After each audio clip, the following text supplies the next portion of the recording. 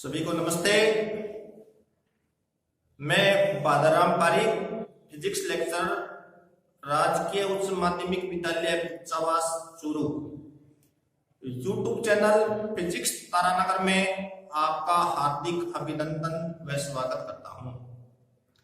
मैं इस चैनल में एनसीईआरटी व सभी स्टेट बोर्ड्स की कक्षा 11 व 12 कॉलेज की कक्षाएं, BSc first year, second year, final, NEET exam, JEE exam, physics first grade exam, science second grade exam में फिजिक्स विषय से संबंधित टॉपिक्स के वीडियो इस चैनल में अपलोड करता हूं। आप सभी लोगों से निवेदन है कि आप वीडियो को सब्सक्राइब व लाइक करें ताकि आप लोगों मेरे द्वारा अपलोड्स वीडियो आप लोगों तक पहुंचते रहें। वीडियो को आप लोग रोजाना लगातार देखें, तभी आप फिजिक्स पढ़ने में आप लोगों को बहुत ढेर सारा मजा आएगा। फिजिक्स बहुत इजी महसूस होगी, फिजिक्स बिल्कुल भी हार्ड महसूस नहीं होगी आपको। तो मैंने जितने भी वीडियो अपलोड कर रहा हूं मैं, उनको आप लोग लगातार देखते रहिए। फिजिक्स बहुत ही आसान लगेगी, बहुत अच्छा मजा आएगा वीडियो देखने में आप लोगों को। तो आज मैं थर्मोडायनामिक्स शुरू करता हूं। थर्मोडायनामिक्स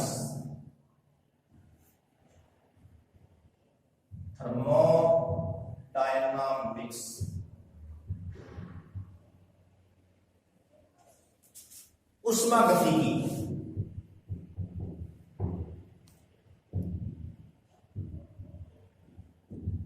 ऊष्मागतिकी इसके अंतर्गत सबसे पहले मैं पढ़ता हूं मैक्सवेल के ऊष्मागतिकी समीकरण। मैक्सवेल के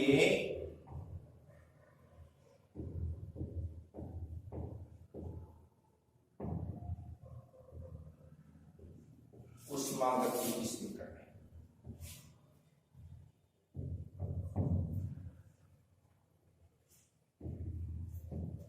एक आप लोग ध्यान रखिए, मैं कक्षा 12 का जो सिलेबस है वो फर्स्ट पॉइंट से लेकर लास्ट पॉइंट तक लगातार करवा रहा हूं। तो आप लोग रोजाना वीडियोस देखें। और जो कॉलेज की कक्षाएं है ना, उनकी एग्जाम अभी खत्म नहीं हुई है, तो मैं एग्जाम की दृष्टि से जो महत्वपूर्ण टॉपिक है उनके वीडियो पहले अपलोड कर रहा हूं कॉलेज की कक्षाओं के। इसलिए आप लोग वीडियोस को देखते रहे, सब्सक्राइब करें, लाइक करें, वीडियो अच्छा लगे तो शेयर भी करें। मैक्सवेल के ऊष्मागतिकी समीकरण पढ़ रहे हैं आप लोगों को ये पता है किसी भी निकाय की ऊष्मागतिकी अवस्था होती है ना, निकाय की ऊष्मागतिकी अवस्था किसी भी निकाय की ऊष्मागतिकी अवस्था को 4 चरों के द्वारा व्यक्त किया जाता है। कितने चरों के द्वारा? 4 चर। कोई भी निकाय होता है उसकी ऊष्मागतिकी अवस्था को कितने चरों के द्वारा व्यक्त किया जाता है? 4 चरों के द्वारा। 4 चर कौन कौन से हैं उसमें? एक तो दाब, पहला कौन सा है? दाब। दूसरा है आयतन, तीसरा है ताप, चौथा है एंट्रोपी।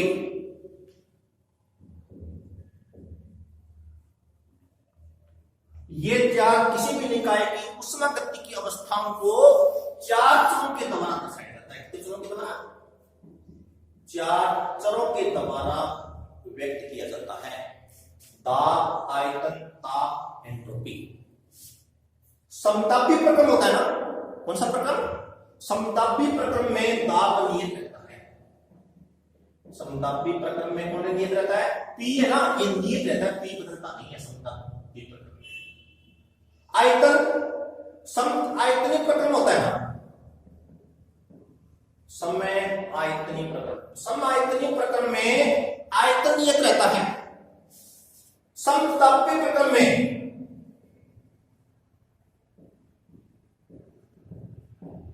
ताप नियत रहता है।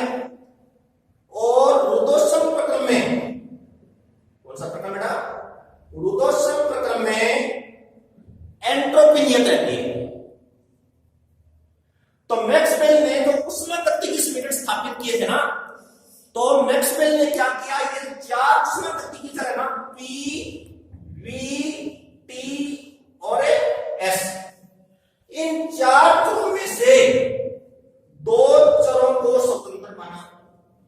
दो चरों को क्या माना? स्वतंत्र चर माना। और बाकी तो दो चर बच गए ना, शेष दो चर,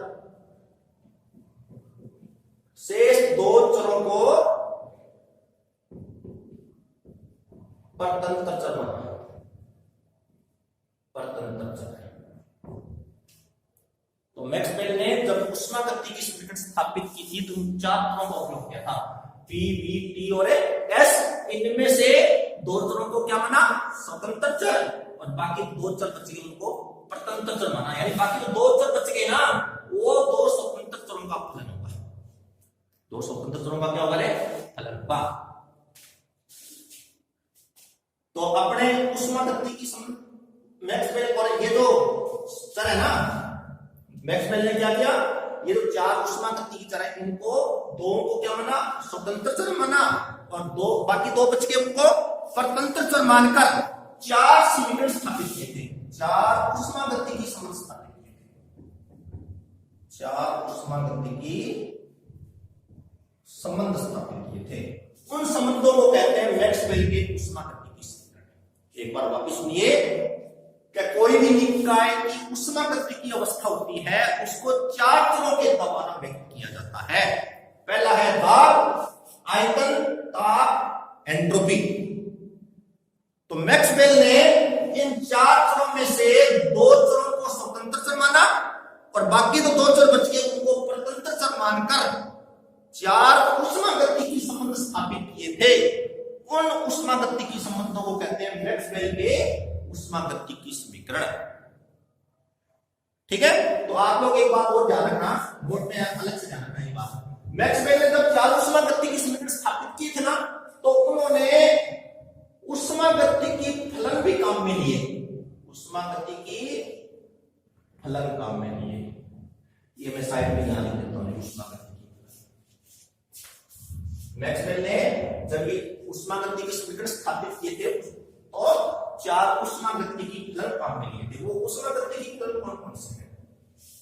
ध्यान रखना।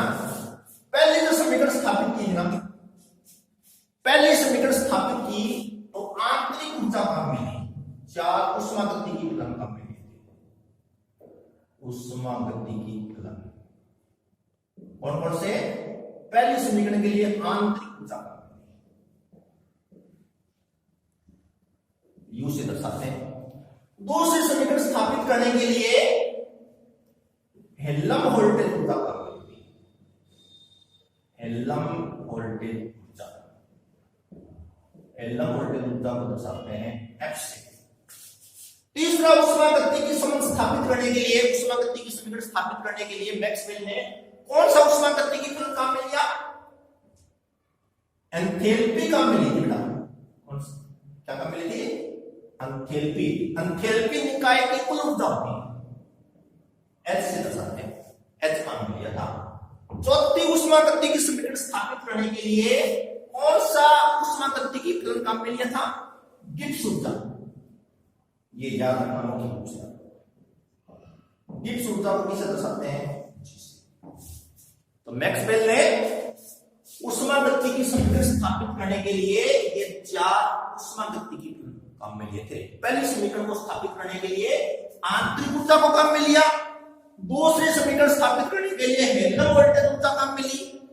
तीसरा उष्मागतिकी समीकरण स्थापित करने के लिए एंथैल्पी काम में ली। चौथी उष्मागतिकी समीकरण स्थापित करने के लिए गिब्स ऊर्जा काम में लिया। ठीक है, तो अपने सबसे पहले पहला समीकरण स्थापित करते हैं। एक मेरी बात दोस्तों, अपने ये उष्मागतिकी समीकरण है ना, इनको स्थापित करने से पहले डायरेक्ट कैसे याद रखा जाता है? स्थापित तो करना ही करना है अपने को। कई बार ऐसा पूछ ले क्या पहले उष्मागतिकी समीकरण बताओ कौन सी है, सीधा पूछ ले। दूसरी उष्मागतिकी समीकरण कौन सी है बताओ, तीसरी उष्मागतिकी समीकरण कौन सी है बताओ। चौथी उष्मागति की समीकरण कौन सी है बताओ। तो अपने को डायरेक्ट सीधा घंटा नहीं लगाना, डायरेक्ट थोड़ी याद रखने का तरीका बता रहा हूं मैं आपको, ये मेरा बनाया हुआ तरीका है।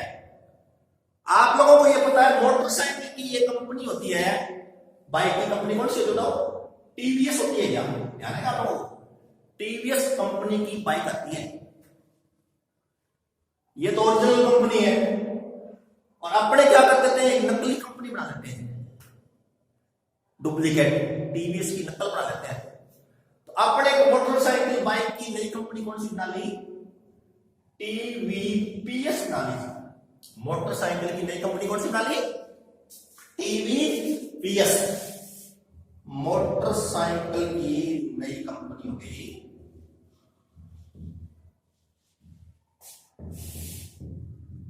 नई कंपनी, कौन सी है, टीवीपीएस। ये तो पहला उष्मागति की समीकरण कौन सा पड़ेगा, पहली समीकरण पड़ेगी टी बट्टा वी बराबर पी बट्टा एस, टी में एस का पहले में दूसरे का और तीसरे में चौथे का, डेल लगा दो, डेल टी बट्टा डेल वी, डेल पी बट्टा डेल एस। इधर पैर में क्या है तो नीचे क्या है एस ना, इसके पैर में एस लगा दो, मतलब एंट्रोपी स्थिर है, एंट्रोपी क्या है, इधर नीचे क्या है बताओ वी, तो वी लगा दो, बात क्लियर। दूसरा उष्मागति की समझ कैसे होगा, दूसरा आप लोग ये तो पहला उष्मागति की समझ से बाकी भी निकल जाएंगे बेटा, ऐसे चेंज कर दो, ये टी और एस को आपस में चेंज कर दो, किसको, टी और एस को, एस यहां जाएगा ना तो क्या बनेगा डेल एस बट्टा डेल बी, डेल पी बट्टा डेल टी, हो गया ना। इधर नीचे क्या आया टी, तो टी स्थिर, इधर नीचे क्या आया वी, तो वी स्थिर, हो गया क्लियर। यानी टी और एस को आपस में चेंज किया, ऐसे चेंज किया। तीसरा उष्मागति की संबंध ऐसे चेंज कर दो, अब की बात चेंज करेंगे, पहले बनेंगे पहले से पी और बी को चेंज कर दो आप, कैसे पी और बी को चेंज किया क्या होगा, डेल टी बट्टा डेल पी बराबर कितना हो जाएगा, डेल वी बट्टा डेल एस। नीचे क्या है इधर एस, इधर नीचे क्या है पी, इधर पी। चौथा उष्मागति की समझ स्थापित करना बताना है ना, तो पहले उष्मागति के संबंध में हंसो रहा तो चेंज हो कैसे कैसे चेंज हो, क्या हो जाएगा डेल वी बट्टा डेल टी, डेल एस बट्टा डेल पी। बताओ इधर टी आया पैर में, इधर टी आया नीचे, इधर पैर में लगा दो टी। ये कोई नियम नहीं है, ये याद रखने का तरीका है कि चार उष्मागति की समझ डायरेक्ट लिखने के लिए कैसे लिखेंगे। मोटरसाइकिल नई कंपनी कौन सी है, टीवीपीएस, ठीक है ना, टी बट्टा वी पी बट्टा एस, ठीक है। और दूसरा, और ये बाकी तीन है ना, ये पहले से निकलेंगे, किस निकलेंगे पहले से, इनको आपस में चेंज कर दो, दूसरा हो गया इनको आपस में चेंज कर दो, तीसरा हो गया हर्ष और हर को आपस में चेंज कर दो, चौथा हो गया। एक बात हो याद रखना कि उष्मागति की मैक्सवेल के जो उष्मागति की समीकरण है ना, उसके पहले और चौथे समीकरण में माइनस का चिन्ह भी आता है, पहले और चौथे में किसका चिन्ह आता है बेटा, माइनस का चिन्ह, ठीक है। ये तो डायरेक्ट याद रखना है, उष्मागति के बारे पूछ लेता है, बीच बीच में काम मिलेंगे पड़ती है समीकरण, आगे डेरिवेशन पढ़ेंगे ना, उसमें कभी उष्मागति का तीसरा समीकरण काम आएगा, कभी चौथा काम आएगा, कभी दूसरा काम आएगा, कभी पहला काम आएगा, तो फिर उस समय डायरेक्ट याद रखना पड़ेगा। अब अपने चारों समीकरणों को बारी बारी से स्थापित करते हैं। पहला उष्मागति की समीकरण स्थापित करने के लिए किसको काम में लिया, कौन सा उष्मागति की काम में लिया गया, आंतरिक ऊर्जा, दूसरा उष्मागतिकी संबंध स्थापित करने के लिए क्या काम में लिया गया? कौन सा उष्मागतिकी काम में लिया गया? एनलम वोल्टेज ऊर्जा। तीसरा उष्मागतिकी संबंध स्थापित करने के लिए क्या काम में लिया गया? एंथैल्पी। और चौथा उष्मागतिकी संबंध स्थापित करने के लिए क्या काम में लिया गया? गिब्स ऊर्जा जी। तो अपने इन चारों समीकरणों को बारी बारी से क्या करते हैं? स्थापित करते हैं। पूरा प्रश्न आता है डिस्ट्रिक्ट एग्जाम में कि मैक्सवेल के उष्मागतिकी समीकरणों को स्थापित करो। चारों समीकरण एक साथ पूछी जाती है पीछे के एग्जाम में, पूछी हुई भी। ठीक है, तो पहले समीकरण स्थापित करते हैं। याद रखने का तरीका समझ में आ गया? डायरेक्ट सीधा।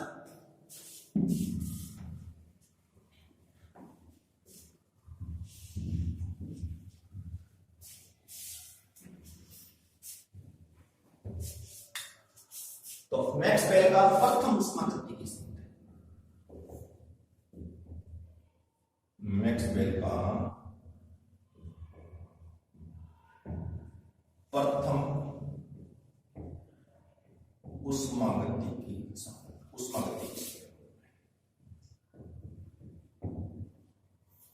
कौन सा? किससे काम में लिया गया था? ये आंतरिक ऊर्जा। कौन सा काम में लिया गया इसमें? आंतरिक ऊर्जा काम में। उष्मागतिकी का प्रथम नियम क्या होता है? उष्मागतिकी के प्रथम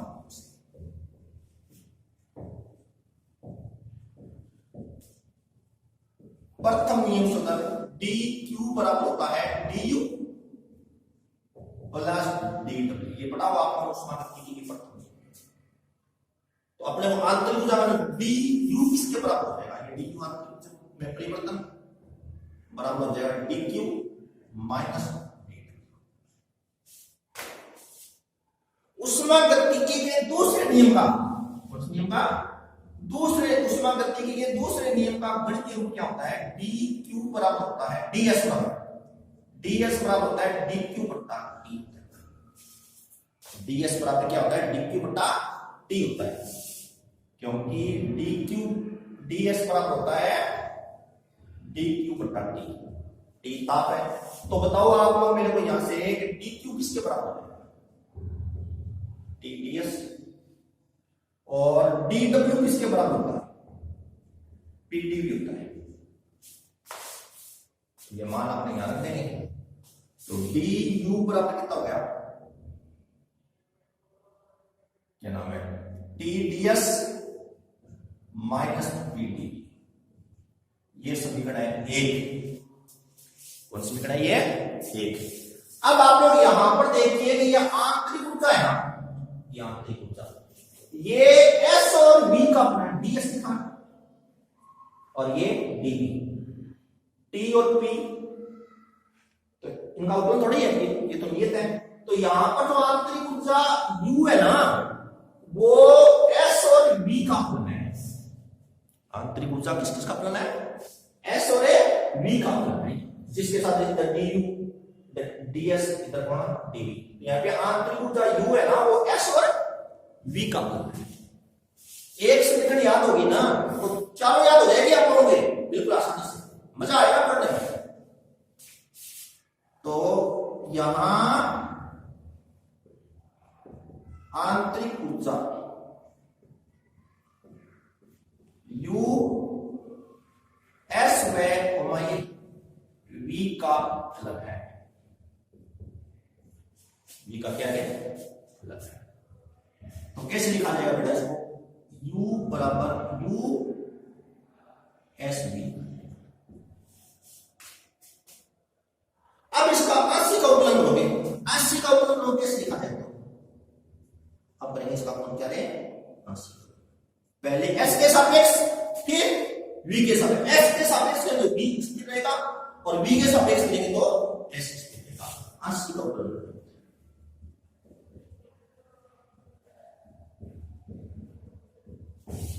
क्या आएगा? तो U का अवकलन हो जाएगा डी। आप लोग ऐसे ध्यान में रखना, सारे मैथ के बच्चे हो। F बराबर fx y होता है ना, इसका 80 का अवकलन करें तो कैसे लिखा जाता है? F का अवकलन df। अब F का x के सापेक्ष अवकलन 80 का अवकलन करेंगे, f df by dx। स्थिर क्या रखा? y। ये तो f का x के सापेक्ष अवकलन हुआ। अब x का अवकलन कितना होगा, dx, x का अवकलन है प्लस f का y के सापेक्ष अवकलन है, और स्थिर क्या आएगा x, इस लिखा है डेल f बटा डेल y, स्थिर क्या x। और अब y का करो, y का कितना, सीधी सी बात ये है कि जब f बराबर fxy नहीं होता है ना, तो इसका आंशिक अवकलन हो जाता है। पहले x के सापेक्ष किया, फिर y के सापेक्ष किया, क्या होता हो, ये हो जाएगा डेल u, पहले s के सापेक्ष करोगे, स्थिर क्या रहेगा v, अब s का करो ds प्लस u का v के सापेक्ष, u क्या है आंतरिक ऊर्जा, आंतरिक ऊर्जा ताप का फलन होती है, आंतरिक ऊर्जा किसका फलन होती है, ताप का फलन। स्थिर क्या S, अब v का करो, ये सिंपल होगी। तो अब 1 और 2 की तुलना करो, 1 और 2 की, du की जगह du है, वेरी गुड, ds की जगह ds है, और तो बताओ आप लोग t की जगह कितना है, ये तुलना करेंगे माइनस, देखो और dv की जगह dv है, तो इसकी जगह कितना है, तो तुलना करेंगे 1 और 2 की, माइनस भी है, क्या है माइनस भी। अब अपने समीकरण 1 और 2 की क्या करेंगे, तुलना करेंगे, तो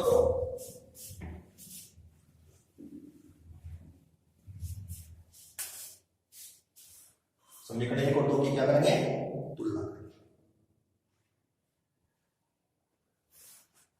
तो समीकरण 1 और 2 की तुलना करेंगे, 2 की तुलना करेंगे, कितना देखो, du की जगह du, ds की जगह ds, t की जगह क्या है, ये होना, लिख देंगे अपने डेल u बटा डेल s, पहले क्या लिख देंगे v बराबर कितना होगा t, समीकरण कितनी रही t, और dv की जगह dv, तो इसकी जगह कितना आ गया डेल u बटा डेल v, और s स्थिर बराबर कितना माइनस v, ठीक है। अब आप लोगों को ये पता है कि u का 2 बार अवकलन करें, पहले तो अपने करते हैं v के सापेक्ष, फिर s के सापेक्ष। याद रखना कि हम जानते हैं क्या होता है बेटा, डेल स्क्वायर u बटा डेल v डेल s,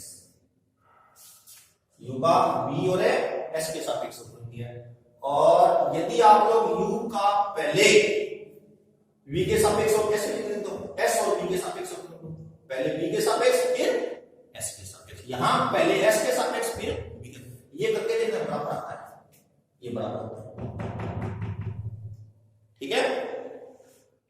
समीकरण कौन सी, अब अपना को ये निकालना है, यानी ये इससे आएगा क्या, इसका मैं v के सापेक्ष अवकलन कर दूं, v के सापेक्ष अवकलन करूंगा। अब बताओ यहां पे उष्मागतिकी का कौन सा, तो ये जो आंतरिक ऊर्जा u है वो किस किस का फलन है, s और v का फलन ना, तो यहां पे आपको किसके सापेक्ष होगा, ये लाने के लिए v के सापेक्ष होगा, दूसरा बच हो गया s को स्थिर रखेंगे, यहां पे s को क्या रखेंगे, स्थिर रखेंगे। तो अपने समीकरण 3 का आयतन v के सापेक्ष आंशिक अवकलन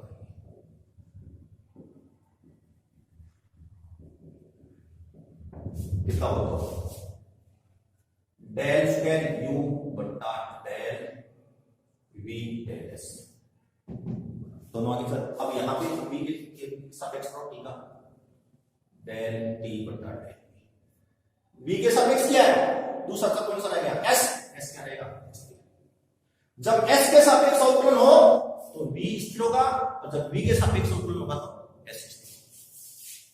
ये समीकरण कौन सा, अब ये वाला निकालना है, ये कैसे आएगा, ये आएगा समीकरण 4 से, समीकरण 4 का आप लोग s के प्लस से जो गुणन एस के सापेक्ष करोगे तो दूसरा पक्ष कौन सा गया v v स्थिरांक का समीकरण है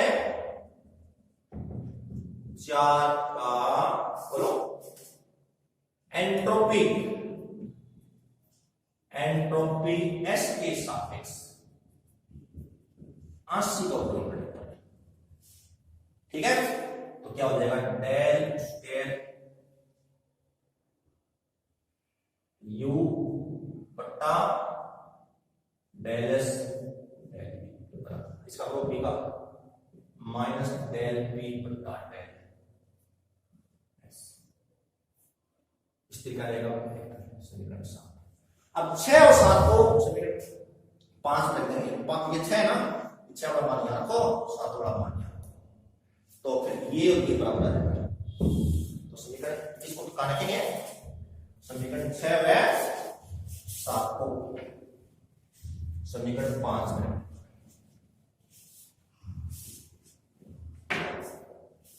समीकरण है 6 व 7 को समीकरण 5 में, तो ये हो जाएगा बेटा बोलो डेल टी बट्टा डेल बी एस बराबर माइनस डेल पी बट्टा डेल एस, ये हो गया। ये मैक्सवेल का कौन सा संबंध है, प्रथम ऊष्मागतिकी के संबंध। ठीक है क्लियर। अब अपने बढ़ते आगे मैक्सवेल का दूसरा ऊष्मागतिकी संबंध, मैक्सवेल का दूसरा ऊष्मागतिकी संबंध।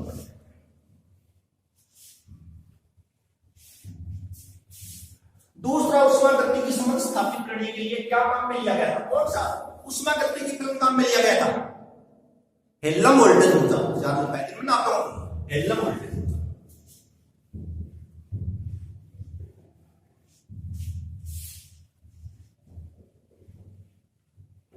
और यदि आप लोगों को इस टॉपिक के नोट्स चाहिए ना, इस टॉपिक के जो बतलवा रहा हूं उसके नोट्स चाहिए, तो ये मेरे व्हाट्सएप नंबर है, तो मेरे व्हाट्सएप नंबर पर मैसेज करके नोट्स मांग लेना, आपको मैं नोट्स भी भेज दूंगा।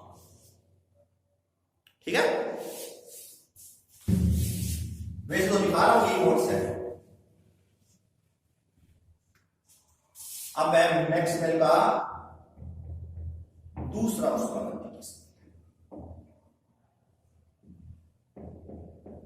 द्वितीय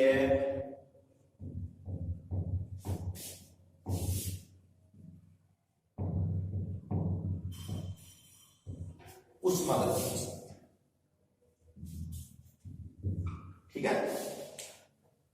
तो क्या काम में लिया गया, कौन सा ऊष्मागतिकी काम में लिया गया था, हेल्म वोल्टेज ऊर्जा। तो निकाय की हेल्म वोल्टेज ऊर्जा का, निकाय की क्या है, हेल्म वोल्टेज ऊर्जा निम्न हो गया, याद रखना है, पढ़ा हुआ आपको है। हेल्म वोल्टेज ऊर्जा F बराबर होता है U minus TS। Helm voltage ऊर्जा क्या दिया है, F बराबर U माइनस TS, U आंतरिक ऊर्जा, T ताप, S entropy, F helm voltage ऊर्जा। अब इसका अवकलन करो, अवकलन करना सेम तरीका होगा, जैसा पहला संबंध पढ़ा है वैसे दूसरा, वैसे तीसरा। एक याद हो गया ना, बाकी तीनों याद हो जाएंगे। तो F का अवकलन कितना होता है, F का अवकलन dF, U का अवकलन du माइनस इसका अवकलन करेंगे ds, ds का अवकलन करना है। तो dF बराबर du माइनस t को फिक्स कर दो, स्थिर कर दो, s का अवकलन कर दो, माइनस अब s को स्थिर कर दो, t का अवकलन कितना होगा, TdS क्या होता है, TdS आप लोगों को ये बताया कि dq बराबर क्या होता है, आप लोगों को बताया जो ऊष्मागतिकी का दूसरा नियम होता है ना, उसका गणितीय रूप होता है ds बराबर dq बटा t। तो dq बराबर TdS, ठीक है। तो यहां लिख देंगे dF बराबर du minus dq minus s dt। आप लोगों ने ऊष्मागतिकी का नियम पढ़ा होगा। पहला नियम क्या होता है? पहले नियम क्या होता है? dq बराबर du प्लस dw। तो du माइनस dq कितना होगा? dq को उधर ले जाओ, dw उधर ले आओ, तो ये हो जाएगा du माइनस dq बराबर हो जाएगा माइनस dw। इसकी जगह मैं लिख सकता हूं माइनस dw।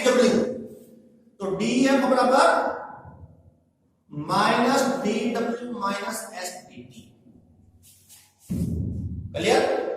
अब यहां पर देखिए, क्या ये जो हिल्डन वोल्टेज ऊंचा है ना, वो किस किस का? अच्छा एक दोस्तों, dw की जगह क्या लिखोगे? dw किसके बराबर होता है? dw बराबर होता है pdv। तो ये हो जाएगा df बराबर minus pdv minus s dt। ये हो गया। अब यहां पर देखिए, ये जो हिल्डन वोल्टेज ऊंचा है ना, ये आयतन v और ताप T का फलन है। हिल्डन वोल्टेज ऊंचा किसका फलन है? आयतन v और ताप T का फलन है। यहां पे v का फलन हो रहा है, यहां पे T का फलन हो रहा है। तो f है वो v और T का फलन है। ये समीकरण कौन सी? एक का यहां लिख देंगे। यहां हिल्डन वोल्टेज ऊंचा f v व T का फलन है।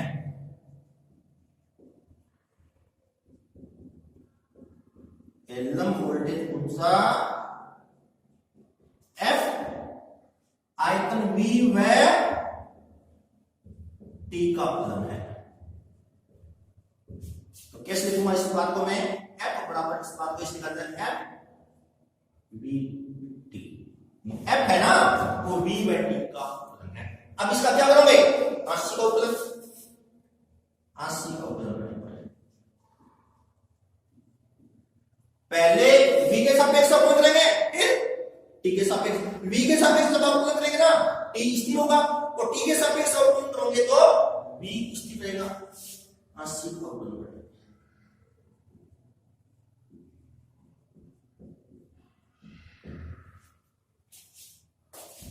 तो df बराबर हो जाएगा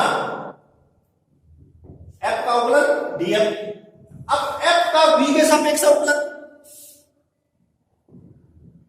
डेल f बटा डेल v स्थिर, अब v का अवकलन dv प्लस f का t के सापेक्ष अवकलन डेल f बटा डेल t, और v क्या रहेगा? स्थिर। अब t का अवकलन dt। ये समीकरण होगी 2। समीकरण 1 और 2 की तुलना करो। df की जगह क्या है? df। dv की जगह क्या है? dv। तो इसकी जगह क्या है? इतनी की जगह, इसकी जगह है माइनस v। फिर dt की जगह क्या है? dt। और इसकी जगह क्या है? उसमें माइनस s। तो समीकरण 1 और 2 की क्या करते हैं? यहां पे तुलना। समीकरण 1 व 2 की तुलना करने पर क्या करना पड़ेगा? तुलना करें, क्या आएगा? डेल f बटा डेल v t बराबर आएगा माइनस b। पिछले वाले टॉपिक में ऊष्मागतिकी के पहले समीकरण में ऐसे क्या होगा आप लोगों ने? ये समीकरण है 3 तथा और क्या है? तो डेल f बटा डेल t v बराबर कितना है? Minus s। समीकरण 4। अब अपने हम जानते हैं कि यानी f का दोनों के सापेक्ष अवकलन, एक बार तो v के सापेक्ष अवकलन और एक बार t के सापेक्ष। हम जानते हैं कि क्या है? डेल स्क्वायर f बट्टा, यहां v के सापेक्ष अवकलन ना, तो t के सापेक्ष अवकलन बराबर होता है डेल स्क्वायर f बट्टा, इनको आपस में चेंज किया गया है, डेल v। ये बराबर होता है बेटा, ठीक है? समीकरण कौन सी? 5। अब अपने को ये निकालना है, ये कैसे आएगा बताओ। ये जो समीकरण 3 है ना, इसका देखो डेल भी तो आएगा, क्या नहीं आया इसमें, डेल टी नहीं आया, तो इस समीकरण का 3 के सापेक्ष आंशिक अवकलन, समीकरण 3 का टी के सापेक्ष अवकलन करोगे ना, टी के सापेक्ष अवकलन करोगे तो किसके सापेक्ष नहीं अवकलन, v के सापेक्ष, तो v क्या रहेगा, और इसका इसके सापेक्ष करोगे, ये लाना है, ये लाने के लिए इसका v के सापेक्ष अवकलन करोगे, v के सापेक्ष अवकलन करोगे तो बच क्या गया t, t क्या रहेगा, तो समीकरण है 4 का ताप t के सापेक्ष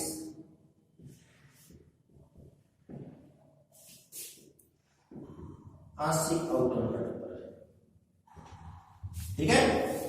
तो क्या लिखूंगी यहां पे, डेल f बट्टा del s del t del v बराबर p का प्रोडक्ट t के सापेक्ष डेल p बट्टा डेल t, क्या नहीं स्थिर क्या होगा v। ये लाने के लिए समीकरण 4 का v के सापेक्ष अवकलन करो,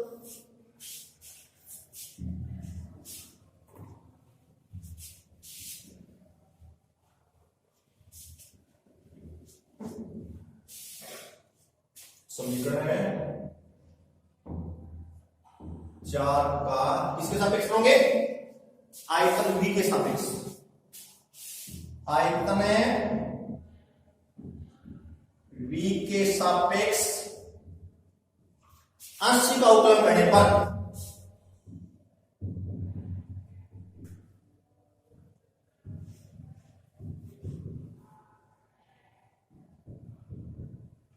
क्या बनेगा बताओ, डेल स्क्वायर f बट्टा डेल v डेल t, जब v के सापेक्ष अवकलन करोगे तो स्थिर क्या रहेगा t, तो ये जो माइनस डेल s बट्टा डेल v और ये बचती समीकरण कौन सी 7। अब समीकरण 6 को इसकी जगह लिख दो और 7 को भी 5 रख दो इसकी, तो फिर ये और ये क्या हो जाएगा, आएगा नहीं आएगा, इसकी जगह ये लिखूंगा और इसकी जगह ये लिखूंगा, तो यहाँ पे माइनस का नहीं आना था, माइनस आएगा बताइए, माइनस का देंगे ना, ये माइनस आएगा, ठीक है। तो समीकरण है 6 व 7 को समीकरण है 5 में क्या बनेगा बताओ, माइनस डेल पी बट्टा del T V minus del S बट्टा del V, minus minus cancel हो जाएगा दोनों से, तो क्या हो जाएगा डेल पी बट्टा डेल टी वी बराबर डेल एस बट्टा डेल, ये हो गया, ये मैक्सवेल का दूसरा उष्मागतिकी के संबंध है, उष्मागतिकी संबंध है, ये दूसरा उष्मागतिकी संबंध है। अब मैक्सवेल का तीसरा उष्मागतिकी संबंध स्थापित करते हैं, मैक्सवेल का तीसरा उष्मागतिकी संबंध,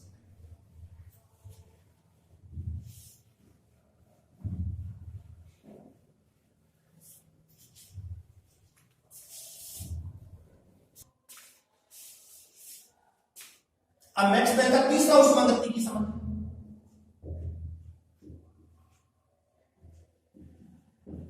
मैक्सवेल का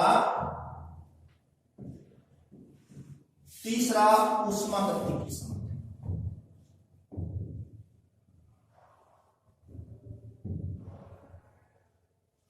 तीसरा उष्मागतिकी संबंध किससे आता है, कौन सा उष्मागतिकी प्रमेय काम में लिया गया, यहां पे एंथैल्पी काम में लिया था, एंथैल्पी निकाय की कुल ऊर्जा होती है, एंथैल्पी क्या होती है, निकाय की कुल ऊर्जा, निकाय एंथैल्पी किस समीकरण से दी जाती है, आपको वो ध्यान है कि 4 उष्मागतिकी संबंध है मैक्सवेल के, पहला तो आंतरिक ऊर्जा से स्थापित किया गया था, 4 उष्मागतिकी प्रमेय काम में लिए थे, पहला तो आंतरिक ऊर्जा से, दूसरा लंब वोल्टेज ऊर्जा से, तीसरा एंथैल्पी काम में लिया गया, चौथा गिब्स ऊर्जा, ठीक है। तो एंथैल्पी निकाय की कुल ऊर्जा होती है। एंथैल्पी क्या होती है? निकाय की कुल ऊर्जा। एंथैल्पी निम्न समीकरण से दी जाती है,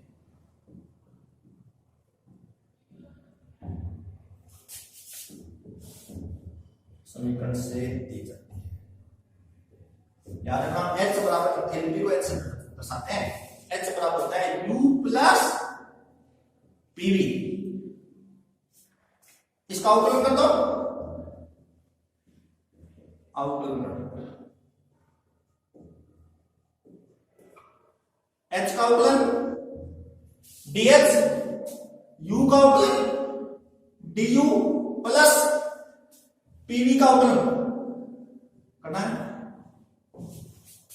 dH बराबर कितना है? du प्लस PV का जब अवकलन P को एक P को पहले स्थिर रखेंगे, P को स्थिर किया तो P और V का अवकलन dV प्लस अब V को स्थिर रखेंगे, V और P का अवकलन कितना हो जाएगा? dP। ठीक है। PdV क्या होता है? PdV होता है dW, क्योंकि dW बराबर होता है PD। ये dW बराबर क्या होता है? PdV। तो यहां पर लिख देंगे PdV du plus dW plus PdP। और dQ किसके बराबर होता है? dQ बराबर होता है du प्लस dW। तो इसकी जगह लिखते हैं अपने dQ। तो dH बराबर हो गया du dQ क्या नाम? dQ plus VdP। dQ किसके बराबर होता है? dQ बराबर होता है TdS। तो dH बराबर होगा बेटा TdS प्लस VdP। ये समीकरण लिख दो 1। यहां पर आप लोग देखिए, ये जो H है ना, ये S और V का फलन है। यहां H है, S और V, S और P का फलन है। S और P का फलन है H, क्योंकि यहां एंथैल्पी H S व P का फलन है। क्या बढ़ेगा लोग? dH बराबर, इसको कैसे लिखा जाएगा? H बराबर H S P। अब आप लोग क्या करोगे? यहां पे आंशिक अवकलन करोगे। बाकी दोनों समीकरणों में वैसे क्या हुआ था हमने? अब क्या करेंगे? हमने आंशिक अवकलन करने पर क्या बनेगा? तो dH बराबर पहले H का S के सापेक्ष अवकलन, फिर H का P के सापेक्ष अवकलन। S के सापेक्ष अवकलन करेंगे P स्थिर रहेगा, P के सापेक्ष अवकलन करेंगे तो S स्थिर रहेगा। क्या लिखूंगा इसको? डेल S P स्थिर, S का हो जाएगा ds प्लस P का H का P के सापेक्ष और S क्या रहेगा? अब P का कितना होगा? समीकरण 2। अब समीकरण 1 और 2 की तुलना करो। dH की जगह क्या है? dH। ds की जगह क्या है? ds। और इसकी जगह क्या है? इसकी जगह आ रहा है t। आगे देखिए, dp की जगह क्या है? dp। इसकी जगह क्या आ रहा है? v। तो समीकरण 1 व 2 की तुलना करें। 1 व 2 की तुलना करने पर क्या आएगा? तो ये आ जाएगा बेटा डेल H बटा डेल S P बराबर कितना आएगा? T। समीकरण 3 तथा del H del P del S बराबर कितना है? V। समीकरण 4। ठीक है। अब आप लोग अपने क्या जानते हैं? हम जानते हैं कि बोलो डेल स्क्वायर H किसका फलन है? S स्क्वायर P का। तो यदि H का एक बार S के सापेक्ष, दूसरी बार P के सापेक्ष अवकलन करेंगे, ठीक है? तो क्या लिखूं? डेल P डेल S बराबर होता है डेल स्क्वायर इनको चेंज कर दो आपस में, डेल एस डेल ये बराबर। अपने को ये निकालना है, ये निकालने के लिए समीकरण 3 का किसके सापेक्ष अवकलन करोगे? p के सापेक्ष, और p के सापेक्ष जब अवकलन करोगे तो स्थिर क्या रहेगा? s। समीकरण 4 का किसके सापेक्ष 80 का अवकलन करोगे? समीकरण 4 का करोगे t के सापेक्ष, क्या नाम है? समीकरण 4 का करोगे s के सापेक्ष, s के सापेक्ष करेंगे तो t स्थिर रहेगा। तो समीकरण है 3 का, समीकरण 3 का दाब p के सापेक्ष 80 का अवकलन करना है। क्या करेंगे यहां पे? 80 का अवकलन क्या हो जाएगा? तो ये हो जाएगा डेल स्क्वायर x बटा डेल p डेल s। अब इस t का करो, p के सापेक्ष 80 हो, डेल t बटा डेल p स्थिर क्या रहेगा बेटा? s। समीकरण कौन सी? 6। अब समीकरण 4 का, समीकरण ये वाला भाग लाना ना, ये वाला भाग लाने के लिए समीकरण 4 का उपयोग करोगे। समीकरण 4 का किसके सापेक्ष अवकलन करोगे? s के सापेक्ष, s के सापेक्ष 80 का अवकलन करोगे तो स्थिर क्या रहेगा? p। समीकरण है 4 का एंट्रोपी s के सापेक्ष 80 का अवकलन करने पर क्या आ जाएगा? तो डेल स्क्वायर x बटा डेल s डेल p। पहले में कितना बचे? कितना आएगा आगे? b का करोगे क्या? डेल b बटा डेल s स्थिर क्या होगा? p। समीकरण कौन सी? 7। समीकरण 6 और 7 को बाहर रख देंगे, समीकरण 5। समीकरण में 6 व 7 को समीकरण 5 में रखने पर 5 में तो क्या आ जाएगा? तो डेल t बट्टा डेल p s बराबर आ जाएगा डेल b बट्टा डेल s। ये मैक्सवेल का क्या है? तीसरा ऊष्मागतिकी की संबंध है। अब बेटा चौथा मैक्सवेल का ऊष्मागतिकी की संबंध हम अपने अगले वीडियो में करेंगे। तो आप लोग रेगुलर वीडियोस देखते रहें, वीडियो को सब्सक्राइब करें, लाइक करें, ठीक है? बहुत फायदा होगा आपको। धन्यवाद।